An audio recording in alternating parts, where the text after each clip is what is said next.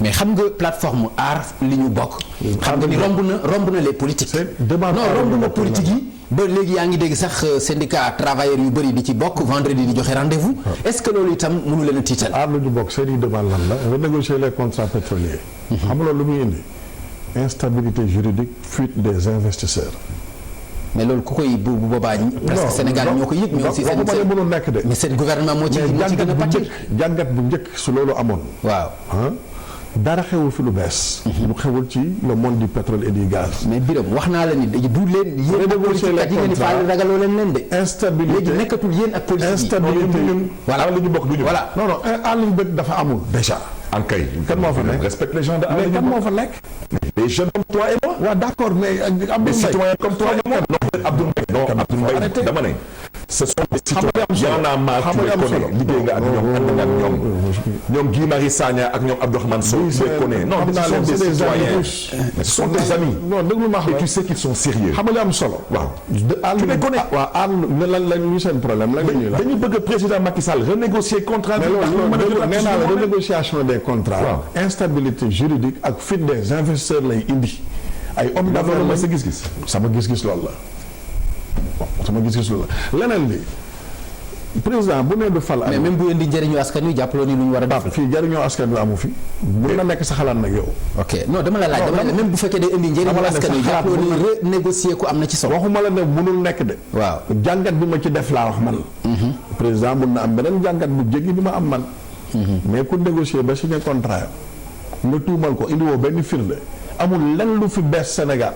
ñu nekk ITIE nekk premier pays africain en termes de transparence 4e pays dans le monde en termes de transparence ñu évalué ñu en 2016 def progrès satisfaisant. loolu yaa ko wax. mais non looloo am. kayit yooyu nga yor kayit yooyu laa yor. non non si waxul Bart may ma ñëw. non dama la ne non Bart IGE def seen enquête tour ko ci presse bi loolu lu président war a régler la may ma ñëw quoi Bart dama ne. mais yow tamit yaa ngi accusé IGE ah. accusé wu ma kenn. si def seen rapport tour ko ci presse dama ne mais président boo ne gisul rapport. rapport IGE président yaa ngi ñëw ñu tour ko ci presse waaw OFNAC tamit lu ci président wax ci OFNAC bi lu ci Seynabou Ndiaye Diakhaté mais dinañ ci ñëw eggale rek Birame. waaw Bart bu ko bàyyi ko mu eggale rek s'il vous plaît. OFNAC. nee naa la bàyyi nga wax. non bàyyi ko mu eggalee. non bàyyi ko OFNAC la. OFNAC nee na jëbbal nañ dossier COUD jox ko procureur taxaw fii nee na non. mais Bart nag c'est pourquoi je te dis que non. Bart déglu ma wax dama la ne fii kenn waxul fii lu dul dëgg. ñàkk dëgg bi c'est dans ton imaginaire. dans ton imagination si dama ne COUD li waa ji wax dégg ko. li waa ji wax mais enquête baa ngi continuer. OFNAC pare jëbbal ko. mais Seynabou Ndiaye Diakhaté itam ni bu ko kenn delloo rapport bu ko kenn delloo enquête pare na ci. dama la ne waaw. li procureur wax dégg nga ko noonu. Birame enquête bi jeexagul. mais li Seynabou Ndiaye Diakhaté wax aussi dégg nga ko quand même. mu ngi continuer. Birame suba gars yi dinañ la vaar. kan moo may vaar. non dinañ la vaar suba Birame du ma vaar. Bart man maa taxaw fii di wax yow. sama àddina may ma dama ne sama àddina. waaw politique ak sama dund privé kenn mënu ma vaar. yow déggoo Seynabou Ndiaye Diakhaté ne yàlla moo suma rapport jëbal naa ko ku ma ko woon jëbal amul pour delloo ma ko liggéeyam man waa ji def ni fi conférence de presse dama la benn affaire wallahi sur le Saint Coran dégluma Seynabou dégguma ko liiruma ko fenn. ok d'accord loolu sañ nga ko non c'est vous qui me l'apprenez. D'accord moi je travaille de 8h à 22h. ok xëy na j'ai 10 000 agents à gérer. mais ñoom tamit ñu ngeen di ñaax tamit. dama lay wax rek ne gars yi ñëw àjjuma foofu. non ñëpp a ngi daal bu fekkoon ne. xam naa nag di nga si jàpp quoi.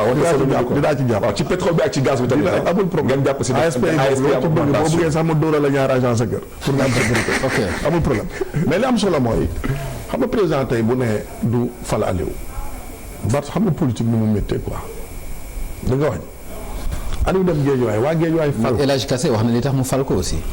lu tax mu fal ko. dafa dem ba sës ba ñàkk pexe xëy na mu fal ko. man de El Hadj Kassé aussi loolu la wax loolu tam déggoo ko.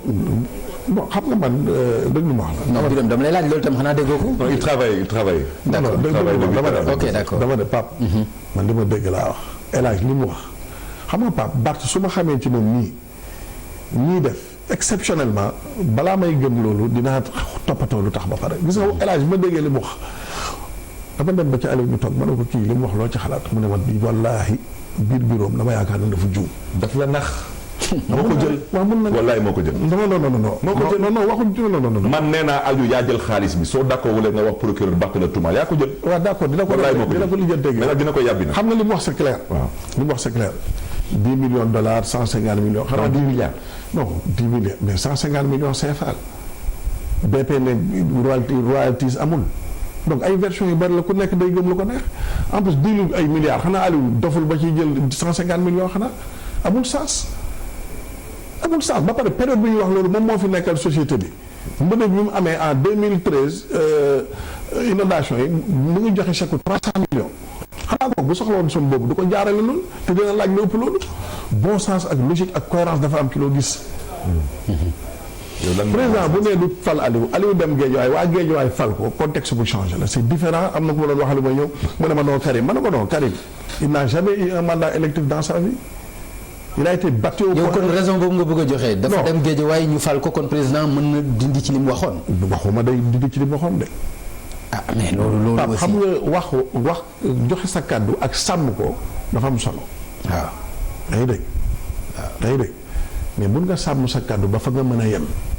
ah sàmm sa kàddu dafa am fu mu mën a yem. ah mais Pape mun nga ma dégg dara tey léegi. waaw. sa salaire ñëwul mënatuma ci jot la nga waxoon dégg na. contexte bi changé na. déedéet est-ce que ci sama salaire la dépend. léegi nag bañ a respecter sa kàddu ak ñàkk a sàmm sa kàddu dafa wute. Barth tey bon tey par exemple président bu ne du fal Aliou dem Guédiawaye département bu tudd Guédiawaye waa Guédiawaye fal ko.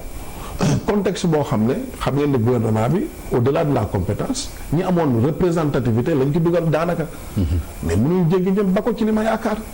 d'accord Birame léegi Barthélémy man li ma lu bëgg a laaj mooy itam xeex bi da ngeen ci ànd ak ñoo xam ni seen loxo dafa taq ci mbiru pétrole bi ku ci mel ni Abdoul Mbaye ci contre signature bu mu def. loolu gën a gën ak Sonko loolu Ousmane Sonko itam. ñu koy tudd ci Tullow Oil Atepa moo fi indi Franck Timis. est-ce que loolu itam du leen taqal ci xeex bu ngeen di xeex te ñi nga xam ni itam moom ngeen bokk di ko xeexal mais ñun aussi seetuñu ci li ngeen di wax moom lañ bokk. mais man ñu ma tudd ni ñoom taxuñu jóg. et à leur décharge Abdoul Mbaye signé wul décret bi daf ko contre-signé mais moom nee na de bonne foi il pense avoir été abusé moom balaa ay. am na ngeen nangul ñu abusé ko. non dafa nekkee daa jur dafa nag rek Birame. non pourquoi nga bëgg a nangul Abdoul Mbaye. Abdoul Mbaye xam nga nag c'est pas la première fois mu naan dañ ko abusé. xëy na fi ne am na ku dee xëyaat ne daa jur. c'est la deuxième fois ku wax ñaari wax yoo xam teguwul ci dëgg nga bëgg ko gëm bañ a gëm li ma lay wax. Birame boo nee Abdoul Mbaye dañ ko abusé. il a été de bonne foi nga gëm ko. Abdoul Mbaye xëyu fi tàgge ay dëj. xëyaat ne dañ ko juum dafa juum. dañ ko nax. mais pourquoi nga bëgg a gëm Abdoul Mbaye. bañ a gëm li ma la wax. oui mon frère. man ak yow ànd nañu ci mbedd bi di xeex. ay yoon yu bari sax. waaw yow xam nga est-ce que la ñu bokk est-ce que mbiru politique la wala mbiru citoyen. bokk maa yow sama frère nga. mais toi tu sais très bien que ça c'est citoyen. tey amul benn parti politique.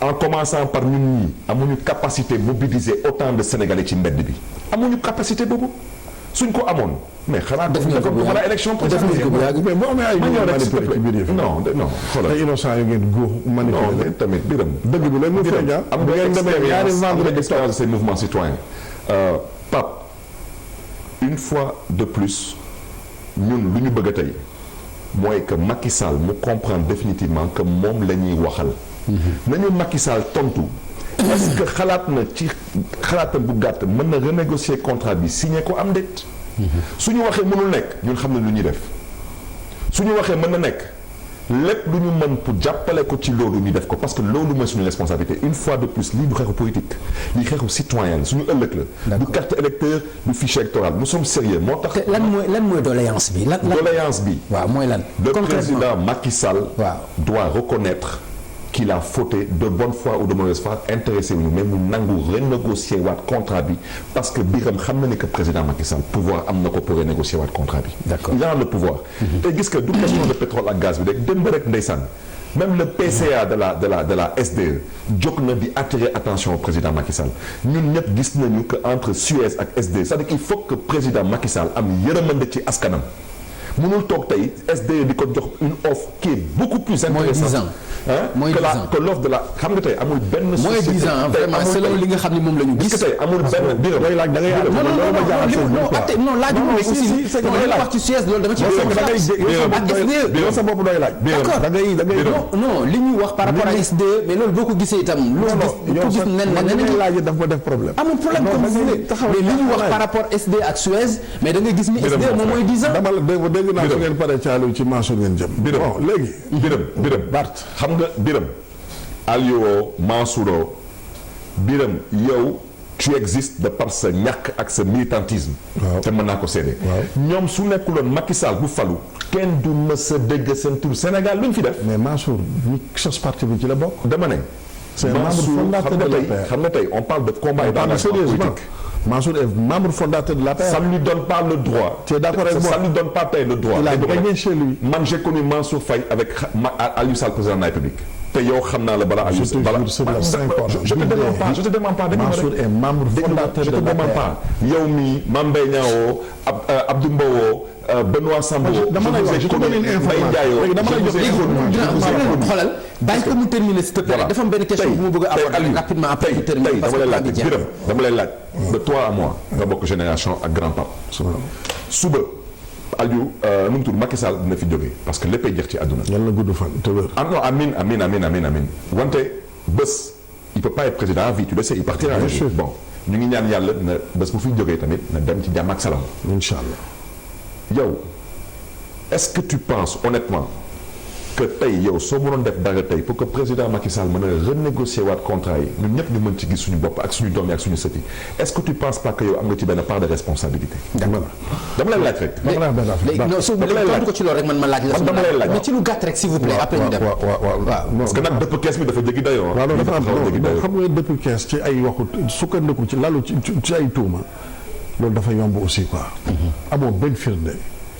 non amul ban firnde. BBC dafa wax wane ay documents. na CNN wax. wane ay documents. na TF1 wax. lu tax du ngeen plainte lu tax du ngeen plainte déggoo ma la plainte dafa am lu jiitu. dëkk baa ngi def liggéeyam ci wàllu yoon nañ def. mais est-ce que ni nga waxee nii amul arrogance na CNN wax na BBC wax. na TF est-ce que amul arrogance rek. non benn arrogance s'il vous plaît non Pape man yar lañ ma xam. non mais ni nga waxee nii na CNN wax na BBC wax na. non est-ce que amul arrogance loolu vraiment Birame. mën na nekk sa xalaat. waaw je suis serein je suis zen je suis calme li ma xam naa ko dama ne. mbir mi sénégalais yi journalistes yi taskatu xabaar yi jëpp yàgg nañ ci wax du coow lu bees. ok li ci bees li ko ay tubaab wax. laa la wax. ma ne na ko yeneen chaîne tubaab waxaat. suñu yoon suñu dëkk dafa am yoon. suñu yoonu dëkk mu ngi def liggéeyam. d'accord loolu ma gënal li tubaab yi def. yoon bi des na yoon bi d'accord léegi ok leneen li mooy. mooy li mu wax sànq. xam nga ma dama am problème sax seen plateforme boobu parce que su ma gisee Sonko ñu tuumal ko ci même Angleterre boobu noonu. ak ñu tuumal moo financé campagne am. mosu ci wax. leneen li. même livre am bi ma ko liiree lépp ay conditionnel la comme yow fit bi nga am wax nii directement lu tax amul fit wax loolu. xam nga yow moom toujours yow yaa ñëw ni nii ñoom ñëpp ay ragal lañ. livre bi mu bind ba mu jeex. naa la jox page par page li mu ci wax yëpp. man lii duma ko. l'IGE aurait recommandé le dossier fiscal serait transféré dans tous les livres soo ko liiree ay conditionnel kese la utiliser donc li mu wax dara wóoru ko ci. waaw mais li mu wax ci IGE. Tulooy googu ñu ne moo ko financé mënuñ ci wax. Abdoul Mbaye c'est pareil. Tuloo mooy financé kan. campagne yu Sonko te du ay anglais ko wax liir nga ko. liiruma ko. waaye parti de. wax nañ ko. loolu su amee même liiruma ko. wax nañ ko ba waxuñu financé campagne mais wax nañ rek jox nañ ko lu jege ci ay 150 voire 150 $, 195. les vidéos la les presse écrite. c'est la même forme. te waxu ci. yaa ngi dégg balaa muy wax ci lee na wax ci li Abdoul Mbaye c'est pareil ay daa signé ak daa contre signé wax nañ ko conseil des ministres déglu naa Seydou Guna amul. mais nag man Abdoul Mbaye sax na ko def premier ministre laa xamul man. d'accord loolu waaw d'accord loolu laaj ko président bi ko def. yaa ngi dégg léegi laaj ko président Sall léegi si vous licenciement bi la mais pas pour confirmer. enquête pour mu nekk une enquête sérieuse xam nga nee na Abdoul Mbaye ko dafa contre signé nee na Thierno Alassane Sall mais ñooñu ñëpp tey mais procureur de la République mënu leen entendre. Abdoul Mbaye était un ancien premier ministre. procureur de la République. amul immunité laa la wax. non defal nag. amul immunité Idrissa Seck bu ñu koy entendre haute cour de justice. mais ci moment yi ko doon def moment yi ñuy wax waaw mais non si bu jaree ñu procureur ne peut pas am solo parce que bu ñuy contresigné était premier ministre. enquête bi ça sera sur le moment où il était premier ministre. dama la limal sànq 10 actes. waaw en termes de transparence du président posé ci domaine pétrole ak gaz. loolu moom wax nga ko te mu leer. dàquma ñu. après avoir signé le décret il a posé les actes après avoir signé le décret. après la. d'accord merci. en tout cas de justice moom Barthélémy da nga junj léegi ci affaire Khalifa dafa am parallélisme ak l'affaire Aliou Sall ci rapport yi wala lan nga ci bëgg a wax foofu. Khalifa Sall. n'est pas poursuivi pour détournement de deniers publics. lu ñu tuumaal Khalifa Sall. ci kees bi nga xam ne ni moom créé wu. détournement de deniers publics s'il te plaît je ne peux pas couper. dañ ko ne mën naa la jox chef le rapport de l'inspection générale d'État si on décide de ne pas respecter la loi sennal ko recommandation yi soo gisee di nga gis ne que les recommandations dafa leer dafa ne caisse d'avance bi na ngeen xoolaat les conditions de création et de fonctionnement bu ñu koy créé ci jamono Mamadou Diop ARMP amuloon. Khalifa waxul defal nank rek au besoin soo bëggoon xam au besoin acharnement bu ngeen xam ne ni seen parti dañ ko jot a am ci dossier Khalifa Sall c'est 3200 fois le montant qu'on parle actuellement 3200 fois. IGE ak BBC. dama ne xanaa BBC li mu wax moom ngay teg ci dama ne 1 milliard 800 ngeen dëkkaloo nit fu mu dëkkul tey on parle de 6 milliards ngeen foog ni da ngeen nelawal askanu Sénégal da ngeen di nax seen bopp. gis ngeen affaire u àjjuma bi su ngeen gisee mën leen ne président Macky Sall yàbbi ci loolu wax dafa am solo man yàgg naa ci manifestation te moom du ma bàyyi mu wax lu ngeen xam ne ni amul lii su noree continuer nii su demee ba évoluer ay mercredi jeudi vendredi leneen lay indi. le président wax ci waxu pétrole parce que pour l'instant Birame toi tu ne sortiras pas dans la rue. tu sais pourquoi Birame Birame yow doo génn ci mbedd bi xam nga tax la première opposition du président Macky Sall mooy APR c'est l'alliance des frustrés de la République ci nga bokk. Birame PSA gën a tas. non moom kooku moom tasul. dafa am ku ñu ko dénkoon wante comme yéen vous avez décidé que c'est de diviser pour mieux régner on vous a laissé. ban parti gën a dëgër APR fi mu nekk nii. loolu c'est par le débat. ban parti ngi ci àddina mu am parcours. waaw mais kon mais nga yaakaar grand loolu aussi baax na. ban parti gën a dëgër ci Sénégal compétition lañ nekk sañoon jaaf yëpp doole. d'accord léegi ci l'affaire Khalifa lan nga ci mën a wax. daf ñu n'a pas été poursuivi pour détournement de deniers publics. Ici on parle de deniers publics qui ont disparu. Khalifa Sall juge bi bu mu koy àttee il reconnaît que l'argent est allé chez les populations mais dañu ne le mode de décaissement la ñuy casse ci lu nga xam ne ni moom Khalifa Sall caisse d'avance bi fa la ko créé moom am na caisse d'avance. Allah est-ce que xam na ni caisse d'avance. en résumé li mu wax mooy Khalifa jël na mais askan wi la ko. dama ne ma daaneel. Khalifa Sall waxuma la dafa jël j'ai la parole non parce que xam nga man. mon frère j'ai la parole. non man non j'ai pas non la parole. je n'arrive pas à développer ba daaneel. avec toi non j'ai la parole. ne me laisse pas parler. d'accord Birame allez-y. yow mosoo bàyyi kenn bu wax. Birame allez-y rek s'il vous plaît. en résumé li nga wax. su ma ko doon tëgg. mooy Khalifa jël na mais askan wi la ko jox loolu nga wax waxoo leneen nag. dama ne moom mooy. laajuma la Bart man maay wax doon liggéeyam. ci liggéeyam man maay wax. ngeen bañ mu nekk candidat élection présidentielle. non may ma Bart balaa may dee non s'il vous plaît balaa may dee. gis ngeen vous avez dit que Khalifa Sall était définitivement condamné. j'ai la parole Khalifa Sall vous avez dit qu'il était définitivement man lañ jox parole dimbale ma ngir yàlla 2 secondes mu ci àddina mayuma la waaw merci jërëjëf Bart ci tënk li nga wax mooy Khalifa jël na mais askan wi la ko jox ci tënk mooy yow yaa ko wax ci tënk mooy def na mais definu fii la ko fekk ci gàttal loolu nga wax Khalifa dañ ko tuumal tuuma bi mooy blanchiment détournement de deniers publics faux usage de faux en écriture de la poésie il faut continuer avec la poésie dama lay wax rek c'est 5 ou 6 milliards yi la ñu wax maa ngi ñëw yaa ngi dégg yoon atte ko tëj ko maintenant Bart man la nga politique yoon moo ko atte seen procureur moo ko atte tëj ko seen ay juge procureur boobu boo lay jox ak juge ñoo lay dëgg yi nga amagul da nga ne ma seen procureur ak seen ay juge suñu ñoo bokk réew mi procureur may ma yow Bart ñoo atte maire nga ci réew mi nga dëkk ñoo bokk mais ci réew mi la ñu dëkk même système boobu nga bu baax may ma amoo parole procureur près le tribunal vous n'avez pas la parole de grande instance de Dakar il y a un procureur de l'APR au service de l'APR avec des juges qui sont à votre solde. C'est grave. Mon frère. des j'ai la juges parole, à vous votre n'avez pas solde la et parole. des procureurs à votre solde. Vous avez décidé de saboter Mais le on ne peut débat. pas raconter n'importe quoi. Vous avez décidé de saboter le débat. Parce qu'on ne peut pas. Vous m'imposez la pensée que vous nous pillez nos deniers publics. Vous me et privez maintenant ma vous parole. voulez raconter des contre-vérités aux Sénégalais. C'est pas sérieux. C'est pas sérieux. Vous n'avez pas la parole. xam nga lii ngeen di def. moo tax ma ne la yow yaa wax sa wax. mais bu ne man maa ko wax. gis nga ak la régie léegi Bart bàyyi ko mu terminer may ko benn minute s'il vous plaît voilà ok. Khalifa yow da ngay politique. pour man kuy politique war a nekk modèle d'intégrité, de probité, d'éthique, de valeur et de c'est surtout pas Macky Sall. yaa ngi dégg c'est surtout pas Macky Sall. il a dañ ko accusé atte ko tëj ko.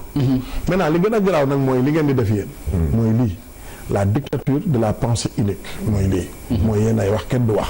imposé loolu ci mbedd mi jaaxaluñu tiitaluñu. merci beaucoup jërëjëf à la loi. jërëjëf Birame Faye jërëjëf Barthélémy Diaz kon mbokk yi mu nekkoon seen émission Faram Facce.